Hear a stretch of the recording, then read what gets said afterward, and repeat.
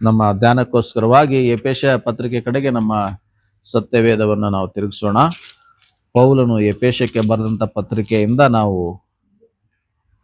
ಅನೇಕ ವಾರಗಳಿಂದ ಧ್ಯಾನ ಮಾಡ್ತಾ ಬಂದಿದ್ದೇವೆ. ಇವತ್ತು ಸಹ ಮುಂದುವರಿಸಿ ಆ ಎಫೆಸ ಪತ್ರಿಕೆಯಿಂದ ನಾವು ದೇವರ ವಾಕ್ಯವನ್ನು ಧ್ಯಾನ ಮಾಡಲಿಕ್ಕಿದ್ದೇವೆ. ಎಫೆಸ ಪತ್ರಿಕೆ 3ನೇ ಅಧ್ಯಾಯ ವಚನ 12ರಿಂದ 19ರವರೆಗೆ ಇವತ್ತು ನಮ್ಮ ಧ್ಯಾನ ಇರುತ್ತೆ. ಆ ವಚನಗಳ ಆಧಾರದ ಮೇಲೆ ನಾವು ಇವತ್ತು ದೇವರ ವಾಕ್ಯವನ್ನ ಧ್ಯಾನಿಸ್ಲಿಕ್ಕಿದ್ದೇವೆ. ಎಫೆಸ ಪತ್ರಿಕೆ 3ನೇ ಅಧ್ಯಾಯ ವಚನ 12ರಿಂದ 19. ದೇವರ ಸಾನ್ನಿಧ್ಯ ಸೇರುವುದಕ್ಕೆ ನಮಗಿರುವ ಭರವಸೆಯುಳ್ಳ ಧೈರ್ಯವು ಕ್ರಿಸ್ತನಲ್ಲಿ ಇಟ್ಟಿರುವ ನಂಬಿಕೆಯ ಮೂಲಕ ಆತನಲ್ಲಿಯೇ ನಮಗೆ ಉಂಟಾಯಿತು. ಆದುದರಿಂದ ನಿಮ್ಮ ನಿಮಿತ್ತ ನನಗೆ ಉಂಟಾದ ಕಷ್ಟಗಳನ್ನ ನೋಡಿ ನೀವು ಧೈರ್ಯಗೆಡಬಾರದೆಂದು ನಿಮ್ಮನ್ನ ಬೇಡಿಕೊಳ್ಳುತ್ತೇನೆ. ಈ ಕಷ್ಟಗಳು ನಿಮಗೆ ಘನವನ್ನ ಉಂಟು ಮಾಡುತ್ತವಷ್ಟೇ. ಹೀಗಿರಲಾಗಿ ಯಾವ ತಂದೆಯಿಂದ ಭೂಪರಗಳಲ್ಲಿರುವ ಪ್ರತಿ ಜನವು ಹೆಸರು ತೆಗೆದುಕೊಳ್ಳುತ್ತದೋ ಆ ತಂದೆಯ ಮುಂದೆ ನಾನು ಮೊಣಕಾಲೂರಿಕೊಂಡು ನೀವು ದೇವರಾತ್ಮನ ಮೂಲಕ ಅಂತರ್ಯದಲ್ಲಿ ವಿಶೇಷ ಬಲ ಹೊಂದಿದವರ ಆಗುವ ಹಾಗೆಯೂ ಕ್ರಿಸ್ತನು ನಿಮ್ಮ ನಂಬಿಕೆಯ ಮೂಲಕ ನಿಮ್ಮ ಹೃದಯಗಳಲ್ಲಿ ವಾಸ ಮಾಡುವ ಹಾಗೆಯೂ ಆತನು ತನ್ನ ಮಹಿಮಾತಿಶಯದ ಪ್ರಕಾರ ಅನುಗ್ರಹಿಸಲಿ. ನೀವು ದೇವರ ಪ್ರೀತಿಯಲ್ಲಿ ನೆಲೆಗೊಂಡು ನಿಂತು ಅದರ ಅಗಲ ಉದ್ದ ಎತ್ತರ ಆಳ ಎಷ್ಟೆಂಬುದನ್ನ ದೇವ ಜನರೆಲ್ಲರೊಂದಿಗೆ ಗ್ರಹಿಸಲು ಜ್ಞಾನಕ್ಕೆ ಮೀರುವ ಕ್ರಿಸ್ತನ ಪ್ರೀತಿಯನ್ನ ತಿಳುಕೊಳ್ಳಲು ಪೂರ್ಣ ಶಕ್ತರಾಗಿದ್ದು ದೇವರ ಪರಿಪೂರ್ಣತೆಯ ಮಟ್ಟಿಗೂ ಪರಿಪೂರ್ಣರಾಗುವ ಹಾಗೆ ನಿಮಗೆ ದಯಪಾಲಿಸಲಿ ಎಂದು ಆತನನ್ನ ಬೇಡಿಕೊಳ್ಳುತ್ತೇನೆ ಎಂಬುವಂಥದ್ದು. ಇಲ್ಲಿ ಪೌಲನು ಎಫೆಸಕ್ಕೆ ಪತ್ರಿಕೆ ಬರೆಯುವಂಥ ಸಮಯದಲ್ಲಿ ಅನೇಕ ವಿಚಾರಗಳನ್ನು ಆತನ ತಿಳಿಸೋದ್ರ ಕುರಿತಾಗಿಲ್ಲಿ ನಾವು ನೋಡ್ತಾ ಇದ್ದೇವೆ. ಹೀಗೆ ಪೌಲನ್ ಏನ್ ಮಾಡ್ತಾ ಇದ್ದಾನೆ ಎಂದು ನೋಡುವಾಗ ಈ ಪತ್ರಿಕೆಯಲ್ಲಿ ಎಫೆಸದಲ್ಲಿರ್ತಕ್ಕಂಥ ದೇವ ಜನರಿಗೆ ಅನೇಕ ವಿಷಯಗಳಿಗೋಸ್ಕರವಾಗಿ ಆತನು ಪ್ರಾರ್ಥನೆ ಮಾಡೋದ್ರ ಕುರಿತಾಗಿ ಸಹ ನಾವೇನ್ ಮಾಡಿದ್ದೇವೆ, ಈಗಾಗಲೇ ಕಳೆದ ವಾರಗಳಲ್ಲಿ ನಾವು ಧ್ಯಾನ ಮಾಡಿದ್ದೇವೆ. ಆತನು ಎಫೆಸದವರಿಗಾಗಿ ಇಂತಿಂಥ ವಿಷಯಗಳಿಗಾಗಿ ಪ್ರಾರ್ಥಿಸಿದ್ನು ಎಂಬುದ್ರ ಕುರಿತಾಗಿಯೂ ಸಹ ನಾವೇನ್ ಮಾಡಿದ್ದೇವೆ ನೋಡಿದ್ದೇವೆ. ಆತನ ಜೈಲಲ್ಲಿ ಇದ್ದಾಗ್ಯೂ ಸಹ ಆತನ ಏನ್ ಮಾಡಿದ್ನು, ನಾನು ನಿಮ್ಗೋಸ್ಕರ ಪ್ರಾರ್ಥನೆ ಮಾಡ್ತೇನೆ ಅಂತ ಹೇಳಿ ಆತನ ಹಿಂದಿನ ವಚನಗಳಲ್ಲಿ ಅಧ್ಯಾಯಗಳಲ್ಲಿ ತಿಳಿಸೋದ್ರ ಕುರಿತಾಗಿ ನಾವು ನೋಡ್ತಾ ಇದ್ದೇವೆ. ಇಲ್ಲಿಯೂ ಸಹ ಆತನು ಪ್ರಾರ್ಥನೆ ಮಾಡೋದ್ರ ಕುರಿತಾಗಿ ನಾನು ನಿಮಗೋಸ್ಕರ ಪ್ರಾರ್ಥನೆ ಮಾಡ್ತೇನೆ ಎಂಬುದ್ರ ಕುರಿತಾಗಿ ಆತನು ತಿಳಿಸೋದ್ರ ಕುರಿತಾಗಿ ನಾವಿಲ್ಲಿ ನೋಡ್ತಾ ಇದ್ದೇವೆ. ಮುಖ್ಯವಾಗಿ ಓದಿರ್ತಕ್ಕಂಥ ಈ ಒಂದು ವಾಕ್ಯ ಭಾಗದಿಂದ ನಾವಿವತ್ತು ಏನನ್ನು ಧ್ಯಾನಿಸ್ಲಿಕ್ಕಿದ್ದೇವೆ ಎಂಬ ನೋಡುವಾಗ ದೇವರ ಸಾನ್ನಿಧ್ಯ ಸೇರುವವರು ಎಂಥವ್ರು ಅಥವಾ ದೇವರ ಸಾನ್ನಿಧ್ಯ ಸೇರ್ಲಿಕ್ಕಿರುವಂತ ಮಾರ್ಗ ಯಾವುದು ಎಂಬುದ್ರ ಕುರಿತಾಗಿ ನಾವು ದೇವರ ವಾಕ್ಯವನ್ನು ಆಲಿಸ್ಲಿಕ್ಕಿದ್ದೇವೆ. ಈ ಓದಿರ್ತಕ್ಕಂಥ ವಚನಗಳನ್ನ ಈ ಒಂದು ತಲೆಬರದ ಕೆಳಗೆ ಇಟ್ಕೊಂಡ್ಬಿಟ್ಟು ಇವುಗಳನ್ನ ನಾವು ಧ್ಯಾನಿಸ್ಲಿಕ್ಕಿದ್ದೇವೆ. ಅಂದ್ರೆ ದೇವರ ಸಾನ್ನಿಧ್ಯ ಸೇರುವುದಕ್ಕಿರ್ತಕ್ಕಂಥ ಮಾರ್ಗ ಯಾವುದು ಎಂಬುದ್ರ ಕುರಿತಾಗಿ. ಯಾವ್ದು ಹಾಗಾದ್ರೆ ದೇವರ ಸಾನ್ನಿಧ್ಯವನ್ನು ಸೇರ್ಲಿಕ್ಕಿರ್ತಕ್ಕಂಥ ಮಾರ್ಗ? ಇವತ್ತು ಲೋಕದಲ್ಲಿ ಮಾನವರನ್ನ ನಾವು ನೋಡುವಾಗ ದೇವರನ್ನ ಸೇರ್ಲಿಕ್ಕೆ, ಆ ಮುಕ್ತಿಯನ್ನ ಹೊಂದಲಿಕ್ಕೆ, ದೇವರ ಸಾನ್ನಿಧ್ಯವನ್ನು ಸೇರ್ಲಿಕ್ಕೆ ಏನ್ ಮಾಡ್ತಾ ಇದಾರೆ ಅಂತಂದ್ರೆ ಅನೇಕ ಪರಿಶ್ರಮ ಪಡ್ತಾ ಇದಾರೆ, ಪ್ರಯತ್ನಗಳನ್ನ ಅವ್ರು ಮಾಡ್ತಾ ಇದ್ದಾರೆ. ಯಾಕಾಗಿ ಮಾಡ್ತಾ ಇದ್ದಾರೆ ಆದ್ರೆ ಅವರು ಕಾರಣ ಇಷ್ಟೇ, ಎಲ್ಲರಿಗೂ ತಿಳಿದಿದೆ ನಾನು ಈ ಲೋಕದಲ್ಲಿ ಶಾಶ್ವತವಾಗಿರ್ಲಿಕ್ಕೆ ಬಂದವರಲ್ಲ ಎಂಬುದಾಗಿ ಎಲ್ಲಾ ಧರ್ಮದಲ್ಲಿ ಎಲ್ಲಾ ಮಾನವರಿಗೂ ಗೊತ್ತಿದೆ. ಅದಕ್ಕಾಗಿಯೇ ಎಲ್ಲರೂ ಸಹ ಮುಕ್ತಿಯ ಮಾರ್ಗವನ್ನ, ದೇವರ ಸಾನ್ನಿಧ್ಯ ಸೇರೋದು ಹೇಗೆ ಎಂಬುದ್ರ ಕುರಿತಾಗಿ ಆ ಒಂದು ಆಲೋಚನೆಯಲ್ಲಿದ್ದಾರೆ. ಕಾರಣ ಎಲ್ಲರಿಗೂ ತಿಳಿದಿದೆ ಇದು ನಮ್ಗೆ ಈ ಲೋಕ ಶಾಶ್ವತ ಅಲ್ಲ ಅಂತ ಹೇಳಿ. ಮಾತ್ರವಲ್ಲ, ಎಲ್ಲರಿಗೂ ಗೊತ್ತಿದೆ ಸಾವಿನ ನಂತರ ನಾನು ಹೋಗ್ತಕ್ಕಂಥ ಒಂದು ಸ್ಥಳ ಇದೆ, ನನಗೆ ಮುಕ್ತಿ ಅಂತಕ್ಕಂಥದ್ದು ಇದೆ ಎಂಬುದಾಗಿ ಅನೇಕ ಧರ್ಮಗಳಲ್ಲಿ ಸಹ ನಂಬಿಕೆ ಇದೆ, ಅನೇಕ ಜನರಲ್ಲಿ ನಂಬಿಕೆ ಇದೆ. ಅದರಿಂದ ಏನ್ ಮಾಡ್ತಾ ಇದಾರೆ, ಆ ದೇವರ ಸಾನ್ನಿಧ್ಯವನ್ನು ಸೇರ್ಲಿಕ್ಕೆ ಅವರು ಏನ್ ಮಾಡ್ತಾ ಇದಾರೆ, ಪ್ರಯತ್ನಗಳನ್ನ ಮಾಡ್ತಾ ಇದ್ದಾರೆ. ಮಾತ್ರವಲ್ಲ, ಎಲ್ಲರಿಗೂ ತಿಳಿದಿದೆ ನಮ್ಮ ಆತ್ಮ ಇದು ಎಲ್ಲಿಂದ ಬಂದಿದೆಯೋ ಅಲ್ಲಿಗೆ ಹೋಗುತ್ತೆ ಅಂತ ಹೇಳಿ ಅವ್ರಿಗೆ ಗೊತ್ತಿದೆ. ಅಂದ್ರೆ ನಮ್ಮ ಆತ್ಮ ಆ ಒಂದು ಪರಮಾತ್ಮನಲ್ಲಿ ಐಕ್ಯವಾಗಬೇಕಂದ್ರೆ, ಮುಕ್ತಿಯನ್ನು ಹೊಂದ್ಕೋಬೇಕಂದ್ರೆ ಏನ್ ಮಾಡ್ಬೇಕು ಅಂತ ಹೇಳಿ ಮನುಷ್ಯ ಏನ್ ಮಾಡ್ತಾ ಇದ್ದಾನೆ ಅಂತಂದ್ರೆ ಅವಂದೇ ಆಗಿರ್ತಕ್ಕಂಥ ಯೋಚನೆಯಲ್ಲಿ ತನ್ನದೇ ಆಗಿರ್ತಕ್ಕಂಥ ತತ್ವ ಸಿದ್ಧಾಂತಗಳನ್ನ ರೂಪಿಸ್ಕೊಂಡು ಏನ್ ಮಾಡ್ತಾ ಇದ್ದಾನೆ, ಆ ಮುಕ್ತಿಯನ್ನು ಪಡ್ಲಿಕ್ಕೆ ಏನ್ ಮಾಡ್ತಾ ಇದ್ದಾನೆ ಅಂದ್ರೆ ಆತನು ಪ್ರಯಾಸ ಪಡ್ತಾ ಇದ್ದಾನೆ. ಅಂದ್ರೆ ಮುಕ್ತಿಯ ಮಾರ್ಗದ ಹುಡುಕಾಟದಲ್ಲಿದ್ದಾನೆ ಇವತ್ತು ಮಾನವ. ಹೇಗಾದ್ರೂ ಮಾಡಿ ಏನ್ ಮಾಡ್ಬೇಕಂತಂದ್ರೆ, ನಾನು ಏನ್ ಮಾಡ್ಬೇಕಂದ್ರೆ ಆ ಮುಕ್ತಿಯನ್ನ ಹೊಂದಬೇಕು, ದೇವರ ಸಾನ್ನಿಧ್ಯವನ್ನ ಸೇರ್ಬೇಕು ಎಂಬುದಾಗಿ ಏನ್ ಮಾಡ್ತಾ ಇದ್ದಾನೆ, ಮನುಷ್ಯ ಹುಡುಕ್ತಾ ಇದ್ದಾನೆ. ಹೀಗೆ ಅನೇಕ ಧರ್ಮಗಳಲ್ಲಿ ಅನೇಕ ಏನಿದೆ ಅಂತಂದ್ರೆ ತತ್ವ ಸಿದ್ಧಾಂತಗಳಿದೆ. ದೇವರ ಸಾನ್ನಿಧ್ಯವನ್ನ ಸೇರ್ಲಿಕ್ಕೆ ಮಾಡಬೇಕಾಗಿರ್ತಕ್ಕಂಥ ಕರ್ಮ ಕಾರ್ಯಗಳು ಕುರಿತಾಗಿ ನಾವು ಬೇರೆ ಬೇರೆ ಧರ್ಮಗಳಲ್ಲಿ, ಬೇರೆ ಬೇರೆ ನಂಬಿಕೆಗಳಲ್ಲಿ ನಾವು ಅನೇಕ ವಿಷಯಗಳನ್ನ ನಾವು ನೋಡ್ತೇವೆ. ಯಾವುದಕ್ಕಾಗಿ? ಎಲ್ಲರೂ ಸಹ ಮುಕ್ತಿಧಾಮವನ್ನು ಸೇರ್ಲಿಕ್ಕೆ, ಆ ಪರಲೋಕ ರಾಜ್ಯವನ್ನು ಸೇರ್ಲಿಕ್ಕೆ ಅನೇಕ ಮಾರ್ಗಗಳನ್ನ ಕಂಡುಕೊಂಡಿದ್ದಾರೆ.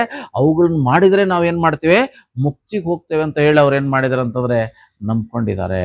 ಆದ್ರೆ ಇವತ್ತು ಯೇಸು ಸ್ವಾಮಿ ನಂಬಿರ್ತಕ್ಕಂಥ ನಾವು, ಯೇಸುವನ್ನು ನಮ್ಮ ಸ್ವಂತ ರಕ್ಷಕನಾಗಿ ಸ್ವೀಕರಿಸಿರ್ತಕ್ಕಂಥ ನಾವು, ಆ ಒಂದು ದೇವರ ಸಾನ್ನಿಧ್ಯವನ್ನ ಸೇರ್ಬೇಕಂದ್ರೆ ಏನ್ ಮಾಡ್ಬೇಕು ಎಂಬುದ್ರ ಕುರಿತಾಗಿ ನಾವು ನೋಡುವಾಗ ಇಲ್ಲಿ ಪೌಲನ್ ಹೇಳ್ತಾ ಇದ್ದಾನೆ, ದೇವರ ವಾಕ್ಯ ನಮ್ಗೆ ಹೇಳ್ತಾ ಇದೆ, ನಾವು ಹೇಗೆ ದೇವರ ರಾಜ್ಯ, ದೇವರ ಸಾನ್ನಿಧ್ಯವನ್ನ ಸೇರ್ತೇವೆ ಎಂಬುದನ್ನು ನೋಡುವಾಗ ವಚನ ಹೇಳ್ತಾ ಇದೆ 12ರಲ್ಲಿ, ಯೇಸು ಕ್ರಿಸ್ತನ ಮೇಲೆ ಇಡ್ತಕ್ಕಂಥ ನಂಬಿಕೆ ಮೂಲಕವಾಗಿ ನಾವೇನ್ ಮಾಡ್ತೇವೆ ಅಂತಂದ್ರೆ ದೇವರ ಸಾನ್ನಿಧ್ಯವನ್ನ ಸೇರ್ತೇವೆ. ಅಂದ್ರೆ ಆ ಮುಕ್ತಿ, ದೇವ್ರು ನಮ್ಗಿಟ್ಟಿರ್ತಕ್ಕಂಥ ಆ ಮುಕ್ತಿಯನ್ನ ಹೊಂದ್ಕೊಳ್ಳಿಕ್ಕೆ, ಆ ಸ್ವರ್ಗವನ್ನ ಸೇರ್ಕೊಳ್ಳಿಕ್ಕೆ, ದೇವರ ಸಾನ್ನಿಧ್ಯವನ್ನ ಸೇರಿಕೊಳ್ಳಿಕ್ಕೆ ಇರ್ತಕ್ಕಂಥ ಏಕೈಕ ಮಾರ್ಗ ಯಾವುದಂತಂದ್ರೆ ಯೇಸು ಕ್ರಿಸ್ತನ ಮೇಲಣ ನಂಬಿಕೆ.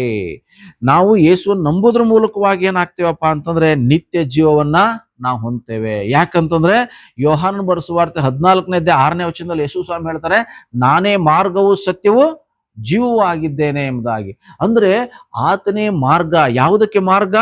ಆ ಒಂದು ದೇವರ ಸಾನ್ನಿಧ್ಯಕ್ಕೆ ಹೋಗ್ಲಿಕ್ಕೆ, ಆ ಮುಕ್ತಿಗೆ ಹೋಗ್ಲಿಕ್ಕೆ, ಸ್ವರ್ಗಕ್ಕೆ ಹೋಗ್ಲಿಕ್ಕೆ ಯೇಸು ಏನಾಗಿದೆ ಅಂದ್ರೆ ಮಾರ್ಗವಾಗಿದ್ದಾರೆ. ಮಾತ್ರವಲ್ಲ, 2 ಸತ್ಯವಾಗಿದ್ದಾರೆ, 3 ಅವ್ರು ಜೀವವಾಗಿದ್ದಾರೆ. ಹೀಗೆ ಮಾರ್ಗವು ಸತ್ಯವೂ ಜೀವವೂ ಆಗಿರ್ತಕ್ಕಂಥ ಈತನ ಮೇಲೆ ನಾವು ನಂಬಿಕೆ ಇಡೋದ್ರಿಂದ ಮಾತ್ರನೇ ನಾವೇನ್ ಮಾಡಕ್ ಸಾಧ್ಯ ಅಂತಂದ್ರೆ ಮುಕ್ತಿಯನ್ನ ಹೊಂದ್ಲಿಕ್ಕೆ ಸಾಧ್ಯ. ಹಾಗಾದ್ರೆ ಹೆಂಗೆ ನಂಬಿಕೆ ಇಡೋದು? ಯೇಸು ಸ್ವಾಮಿ ಮೇಲೆ ನಂಬಿಕೆ ಇಡೋದು ಹೆಂಗೆ? ಪ್ರಪಂಚದಲ್ಲಿ ಎಷ್ಟು ಜನಸಂಖ್ಯೆ ಐತೋ ಅಷ್ಟು ದೇವರುಗಳ ಸಂಖ್ಯೆನೂ ಸಹ ಇದೆ. ಈ ಭೂಮಂಡಲದಲ್ಲಿ ಎಷ್ಟು ಜನರಿದ್ದಾರೋ ಹಾಗೆ ತಲೆಗೆ ಒಂದೊಂದು ದೇವರುಗಳನ್ನು ಮನುಷ್ಯ ಇವತ್ತು ಏನ್ ಮಾಡಿದಾರೆ ಅಂದ್ರೆ ಸೃಷ್ಟಿ ಮಾಡ್ಕೊಂಡಿದ್ದಾನೆ. ಇವತ್ತು ದೇವರುಗಳ ಸಂಖ್ಯೆ, ಜನರುಗಳ ಸಂಖ್ಯೆ ಎಷ್ಟೈತೋ ಅಷ್ಟು ದೇವರುಗಳ ಸಂಖ್ಯೆ ಇದೆ ಅಲ್ವಾ? ಹೀಗೆ ಇಷ್ಟೂ ಸಂಖ್ಯೆಯ ದೇವರುಗಳಲ್ಲಿ ಯೇಸು ಕ್ರಿಸ್ತನು ಒಬ್ಬನು ದೇವರು ಎಂಬುದಾಗಿ ನಂಬತಕ್ಕಂಥ ಎಷ್ಟೋ ಜನರಿದ್ದಾರೆ ಅಲ್ವಾ? ಇವೆ ಕೋಟ್ಯಾನು ಕೋಟಿ ಜನಸಂಖ್ಯೆ ಇದೆ ಪ್ರಪಂಚದಲ್ಲಿ. ಕೋಟ್ಯಾನು ಕೋಟಿ ದೇವರುಗಳನ್ನು ಮಾಡ್ಕೊಂಡಿದ್ದಾರೆ. ಆ ಎಲ್ಲಾ ಕೋಟ್ಯಾನು ಕೋಟಿ ದೇವರುಗಳಲ್ಲಿ ಯೇಸು ಕ್ರಿಸ್ತನು ಒಬ್ಬನು ಎಂಬುದಾಗಿ ಪೂಜಿಸ್ತಕ್ಕಂಥವ್ರು ಅನೇಕರಿದ್ದಾರೆ. ಅನೇಕ ಕ್ರೈಸ್ತರು ಸಹ ಇದ್ದಾರೆ ಅಂತವ್ರು. ಹುಟ್ಟು ಕ್ರೈಸ್ತರು ಸಹ ಏನ್ ಮಾಡ್ತದಂದ್ರೆ ಈ ಪ್ರಪಂಚ ಇರ್ತಕ್ಕಂಥ ಎಲ್ಲಾ ದೇವರುಗಳಲ್ಲಿ ಯೇಸು ಸ್ವಾಮಿ ಒಬ್ಬನು ದೇವರು ಅಂತ ಹೇಳಿ ನಂಬತಕ್ಕಂಥವ್ರು ಇದ್ದಾರೆ. ಆದ್ರೆ ಈ ವಿಧವಾದ ನಂಬಿಕೆ ಅಲ್ಲ ಯೇಸು ಸ್ವಾಮಿ ನಂಬೋದಂದ್ರೆ. 333 ಕೋಟಿಗಿಂತ ಅಥವಾ ಈ ಲೋಕದಲ್ಲಿ ಪ್ರಪಂಚ ಇರ್ತಕ್ಕಂಥ ಎಲ್ಲಾ ಜನರಷ್ಟು ದೇವರುಗಳಿದಾವಲ್ಲ, ಎಲ್ಲಾ ದೇವರುಗಳಲ್ಲಿ ಯೇಸುನು ಒಬ್ಬನ ದೇವ್ರು ಅಂತ ನಂಬೋದ್ರಿಂದ ನಮ್ಗೆ ಮುಕ್ತಿ ಸಿಕ್ಕಲ್ಲ, ದೇವ್ರ ರಾಜ್ಯವನ್ನ ಸೇರಕ್ಕೆ ಸಾಧ್ಯವಿಲ್ಲ. ದೇವರೊಬ್ಬನೇ ನಾಮ ಹಲವು ಅಂತ ಹೇಳಿ ನಾವು ಅನೇಕ ದೇವರುಗಳಲ್ಲಿ ಈತನೂ ಒಬ್ಬನು ಎಂಬುದಾಗಿ ನಾವು ನೆನೆಸೋದಾದ್ರೆ, ನಂಬೋದಾದ್ರೆ ನಮಗೆ ಮುಕ್ತಿ ಹೊಂದಕ್ಕೆ ಸಾಧ್ಯವಿಲ್ಲ. ಯೇಸು ಕ್ರಿಸ್ತನ ಮೇಲಣ ನಂಬಿಕೆಯಿಂದಲೇ ನಿತ್ಯ ಜೀವ, ದೇವರ ಸಾನ್ನಿಧ್ಯ ಸೇರುತ್ತೆ ಅಂತ ಹೇಳಿ ಪೌಲನಲ್ಲಿ ಹೇಳುವಾಗ ಅರ್ಥ ಏನಪ್ಪಾ ಅಂತಂದ್ರೆ ಯೇಸುವೇ ದೇವರು, ಯೇಸುವೇ ರಕ್ಷಕನು, ಆತನು ಒಬ್ಬನೇ ನನಗೆ ದೇವರು ಅಂತ ಹೇಳಿ ನಂಬೋದ್ರ ಮೂಲಕ ಮಾತ್ರ ಏನಾಗ್ತೇವೆ ಅಂತ ನಾವು ನಿತ್ಯ ಜೀವವನ್ನ ನಾವು ಹೊಂದ್ತೇವೆ. ಮಾತ್ರವಲ್ಲ, ಯಾರೋ ಹೇಳಿದ್ದಾರೆ ದೇವ್ರು, ಯೇಸು ದೇವ್ರು ಅಂತ ಹೇಳಿ ನಂಬೋದ್ರಿಂದ ಮುಕ್ತಿ ಸಿಕ್ಕಲ್ಲ. ನಮ್ಮ ಸಂಬಂಧಿಕರು ಚರ್ಚ್ಗೆ ಹೋಗ್ತಾರೆ, ನಾವು ಚರ್ಚ್ಗೆ ಹೋಗ್ಬೇಕಂತ ಹೇಳಿ ಯೇಸು ಸ್ವಾಮಿ ನಂಬೋದ್ರಿಂದ ಮುಕ್ತಿ ಸಿಕ್ಕಲ್ಲ. ಎಲ್ಲರೂ ಮಾಡ್ತಾರೆ ಅಂತ ಹೇಳಿ ನಾವು ಆಚಾರಗಳನ್ನ ಮಾಡಿದ್ರೆ ಕ್ರೈಸ್ತರ ತರ ನಾವು ಮುಕ್ತಿ ಹೊಂದಕ್ಕೆ ಸಾಧ್ಯವಿಲ್ಲ. ಹಾಗಾದ್ರೆ ಯೇಸು ಸ್ವಾಮಿನ ಹೆಂಗ್ ನಂಬೋದು? ಹೇಗಾಗಾದ್ರೆ ಯೇಸು ಸ್ವಾಮಿ ನಂಬೋದು? ಯೇಸು ಸ್ವಾಮಿನ ಹೆಂಗ್ ನಂಬೋದು? ಈಗ ಒಬ್ಬನ ವ್ಯಕ್ತಿ ನಂಬಬೇಕಂದ್ರೆ ಏನ್ ಮಾಡ್ತೇವೆ ನಾವು? ವಿಚಾರಿಸ್ತೇವಲ್ವಾ? ನನಗೊಂದು ಮಗಳಿದ್ದಾಳೆ ಅನ್ಕೊಳ್ಳಿ, ಇಲ್ಲ ಅನ್ಕೊಳ್ಳಿ, ಹಾಗೆ ಇದ್ದಾಳೆ ಅಂತ ಹೇಳಿ, ಈಗ ನಾನು ಒಂದು ಹುಡುಗನಿಗೆ ಮದುವೆ ಮಾಡಬೇಕು. ನಾನೇನ್ ಮಾಡ್ತೀನಿ? ಬಾಪ, ನನ್ನ ಮಗಳು ರೆಡಿ ಇದ್ದಾಳೆ, ನೀನು ರೆಡಿ ಇದೆಯಾ, ಬಾ ಮಾಡ್ಬಿಡ್ತೀನಿ ಮದುವೆ ಅಂತ ಹೇಳ್ತೇವ? ಏನ್ ಮಾಡ್ತೀವಿ? ನಮ್ಮ ಮಕ್ಕಳಿಗೆ ಮದುವೆ ಮಾಡ್ಬೇಕಂದ್ರೆ ಏನ್ ಮಾಡ್ತೀವಿ? ವಿಚಾರಿಸ್ತೇವೆ ಅಲ್ವಾ, 10 ಕಡೆ ವಿಚಾರಿಸ್ತೇವೆ ನಾವು ಅಲ್ವಾ. ಆ ಊರಿಗೆ ಹೋಗ್ತೀವಿ. ಉದಾಹರಣೆ ಹೇಳ್ತಾ ಇರೋದು, ನನಗೆ ಮಗಳಿದ್ದಾಳೆ, ವಯಸ್ಸಿಗೆ ಬಂದಿದ್ದಾಳೆ, ನನಗೆ ಒಂದು ವರ ಬಂದಿದೆಯಪ್ಪ, ನನ್ನ ಮಗಳು ನೋಡಕ್ಕೆ, ಹುಡುಗ ಬಂದಿದ್ದಾನೆ ನೋಡಕ್ಕೆ ಅಂದ್ರೆ ನಾನೇನ್ ಮಾಡ್ತೀನಿ, ವಿಚಾರಿಸ್ತೀನಿ ಅಲ್ವಾ. ವಿಚಾರಿಸಿ ಏನ್ ಮಾಡ್ತೀನಿ, ಅವ್ರ ಊರ್ಗೆ ಯಾವ ಊರಪ್ಪ ನಿಂದಂತೆ ವಿಚಾರಿಸ್ತೀನಿ. ತಿಳ್ಕೊಂಡು ಆ ಊರಿಗೆ ಹೋಗಿ ಏನ್ ಮಾಡ್ತೀವಿ, ಅವರ ಕುಟುಂಬದ ಬಗ್ಗೆ ವಿಚಾರಿಸ್ತೀವಿ. ಅವ್ರ ಹೆಂಗೆ ಎತ್ತ, ಇವನ್ ಹೆಂಗೆ, ಇವನ್ ಏನ್ ಚಟಗಳಿದೆ, ಇವನ್ ಎಂತ ಹುಡುಗ, ಇಂಥ ಮನುಷ್ಯ ಅಂತೇಳಿ ಎಲ್ಲ ವಿಚಾರಿಸ್ತೇವ್ ನಾವು. ಎಲ್ಲ ವಿಚಾರಿಸಿ ಏನ್ ಮಾಡ್ತೀವಿ, ನಮ್ಮ ಮಗಳನ್ನ ಕೊಡ್ತೇವೆ. ಸುಮ್ನೆ ಕೊಟ್ಬಿಡ್ತೇವ, ಹುಡುಗ ಬಂದ್ಬಿಟ್ಟಿದಾನೆ ಮದುವೆ ಮಾಡ್ಕೊಳಕ್ಕೆ, ವರದಕ್ಷಿಣೆನ ಅವನೇ ಮಾಡ್ಕೊಂತಾನೆ ಅಂತ ಹೇಳಿ ಸುಮ್ನೆ ಕೊಟ್ಬಿಡ್ತೇವ ನಾವು? ಇಲ್ಲ, ಏನ್ ಮಾಡ್ತೀವಿ, ಎಲ್ಲವನ್ನು ವಿಚಾರಿಸ್ತೇವೆ. ಎಲ್ಲ ವಿಚಾರಿಸಿ ನಂಬಿಕೆ ಬಂದ್ಮೇಲೆ ಮಾತ್ರನೇ ನಾವೇನ್ ಮಾಡ್ತೇವೆ, ಸಂಬಂಧನೇ ಬೆಳೆಸ್ತೀವಿ ಅಲ್ವಾ. ಹಂಗ ಬೆಳೆಸಿದ್ರೆ ಮಾತ್ರ ಸಂಬಂಧ ಗಟ್ಟಿಯಾಗಿರುತ್ತೆ, ಸರಿಯಾಗಿರುತ್ತೆ. ಆದ್ರೆ ಈ ಸಂಪ್ರದಾಯ ಹಳೆ ಕಾಲದಲ್ಲಿ ಇತ್ತು, ಈ ಕಾಲದಲ್ಲಿ ಕಡಿಮೆ ಆಗ್ತಾ ಬಂದಿದೆ. ಯಾಕಂತಂದ್ರೆ ಹುಡುಗ ಹುಡುಗಿನೇ ಸೆಲೆಕ್ಟ್ ಮಾಡ್ಕೊಂತಾರೆ.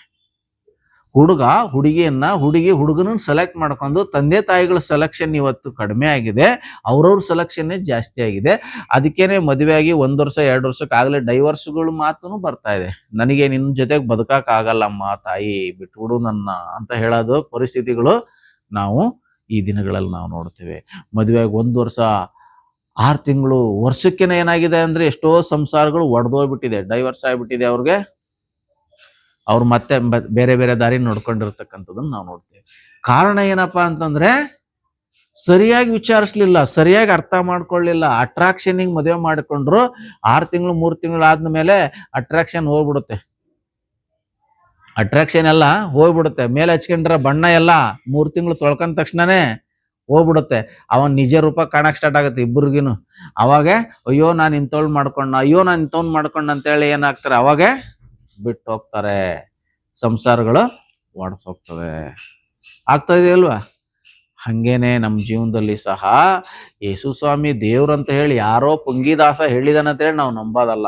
ಯಾರೋ ಪಾಸ್ಟ್ ಹೇಳೋನ, ಇನ್ನೊಬ್ರು ನಮ್ಮ ಸಂಬಂಧಿಕರು ನಂಬೋರ ಅಂತ ಹೇಳಿ ನಂಬೋದಲ್ಲ. ಹೆಂಗ್ ನಂಬೇಕು ನಾವು? ಹೆಂಗ್ ಯೇಸು ಸ್ವಾಮಿ ನಂಬೇಕು? ಒಂದು ಹುಡುಗಿ ನೋಡಕ್ಕೆ ಅಥವಾ ಹುಡುಗನ ಜೊತೆ ಸಂಬಂಧ ಬೆಳೆಸ್ಬೇಕಪ್ಪ, ಒಂದು ಮದುವೆ ಮಾಡ್ಕೊಳಕ್, ನಮ್ಮ ಕುಟುಂಬ ಜೊತೆಗೆ ಇನ್ನೊಂದು ಕುಟುಂಬಕ್ಕೆ ಒಂದು ಒಪ್ಪಂದ ಆಗ್ಬೇಕಪ್ಪ, ನಾವು ಸಂಬಂಧಿಕರಾಗ್ಬೇಕಪ್ಪ ಅಂದ್ರೆ ಹೆಂಗೆ ವಿಚಾರಿಸ್ತೇವೆ ಬ್ಯಾಕ್ ಗ್ರೌಂಡ್ ಅಲ್ಲಿ, ಹಾಗೇನೆ ಯೇಸುವಿನ ಕುರಿತಾಗಿ ನಾವು ವಿಚಾರಿಸಿ ತಿಳ್ಕೋಬೇಕು. ಯಾವಾಗ ಯೇಸುವನ್ನ ಸರಿಯಾಗಿ ಹುಡುಕಿ ಸರಿಯಾಗಿ ವಿಚಾರಿಸಿ ತಿಳ್ಕೊಂತೇವೋ ಅವಾಗ ಮಾತ್ರ ನಾವೇನ್ ಮಾಡ್ತೇವಪ್ಪ ಅಂದ್ರೆ ನಮ್ಮ ಸಂಬಂಧ ಕೊನೆಯವರೆಗೆ ಇರುತ್ತೆ. ಹುಡುಗ ಹುಡುಗಿ 2 ಕಡೆ ವಿಚಾರಿಸಿ 2 ಕಡೆ ಸಮ್ಮತಿ ಆಗ್ತಕ್ಕಂಥ ಕುಟುಂಬಗಳಲ್ಲಿ ಮದುವೆ ಆಗಿರೋವ್ ಏನಾಗ್ತದೆ, ಅವ್ರು ಕೊನೆವರೆಗೆ ಇರ್ತಾರೆ. ಅವರೇ ಸೆಲೆಕ್ಷನ್ ಮಾಡ್ಕೊಂಡು ಯಾವುದು ಹಿನ್ನೆಲೆಯನ್ನು ವಿಚಾರಿಸದೆ ಮದುವೆ ಆಗಿರ್ತಕ್ಕಂಥ ಎಷ್ಟೋ ಕುಟುಂಬಗಳು ಆದಷ್ಟು ಬೇಗನೆ ಏನ್ ಮಾಡ್ತಾವ, ಹೋಗ್ಬಿಡ್ತದೆ. ಅದರಿಂದ ಹಂಗಾಗ್ಬಾರ್ದಪ್ಪ ಅಂತಂದ್ರೆ ನಾವೇ ಮಾಡ್ಬೇಕು, ವಿಚಾರಣೆ ಮುಖ್ಯ ಅಲ್ವಾ. ಒಂದು ಹುಡುಗನ್ ನಂಬೇಕಂದ್ರೆ ಹುಡುಗಿ ಕೊಡಕ್ಕೆ ಎಷ್ಟು ವಿಚಾರಿಸ್ತೇವೆ, ಹಾಗೆ ಯೇಸು ಸ್ವಾಮಿ ನಂಬೋದು ಅಷ್ಟೇನೆ. ಯೇಸು ಸ್ವಾಮಿ ನಂಬಕ್ಕೆ ಏನ್ ಮಾಡ್ಬೇಕು, ಪ್ರೂಫ್ ಬೇಕು. ಏನು ಪ್ರೂಫ್ ಬೇಕು? ಯೇಸುವೆ ಯಾಕೆ ದೇವ್ರನ್ನ ಪ್ರೂಫ್ ಬೇಕು ಕೇಳ್ಬೇಕು ನಾವು, ಸುಮ್ನೆ ನಂಬೋದಲ್ಲ ಅವ್ರು ಇವ್ರು ಹೇಳ್ತಾರೆ ಅಂತ ಹೇಳಿ.